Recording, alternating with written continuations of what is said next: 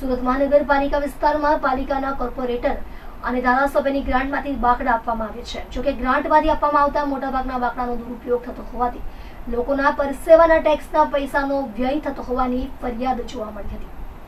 થોડા સમય પહેલા કોર્પોરેટર અને ધારાસભ્યની ગ્રાન્ટમાંથી આપવામાં આવતા બાકડાનો દુરુપયોગની ફરિયાદ થઈ હતી. ત્યારે આ બાકડા લોકોના ટેરેસ, ઘર કે રેસ્ટોરન્ટ અથવા બોક્સ ક્રિકેટમાં મૂકવામાં આવતા હોવાની ફરિયાદ હતી. હવે આ બાકડા સુરત બહાર દૂર રાજકોટ પહોંચી ગયા છે.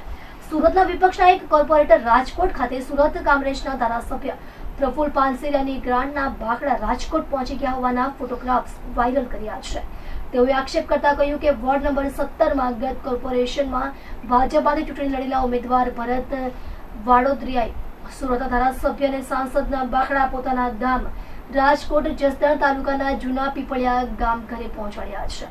આ ઉપરાંત એવી કમેન્ટ કરી છે કે ત્યાંના ધારાસભ્ય લોકોને બાકડા આપતા નથી. આમ સુરતના બાકડા છેક રાજકોટ પહોંચી ગયા હોવાથી વિવાદ ઉભો થયો છે.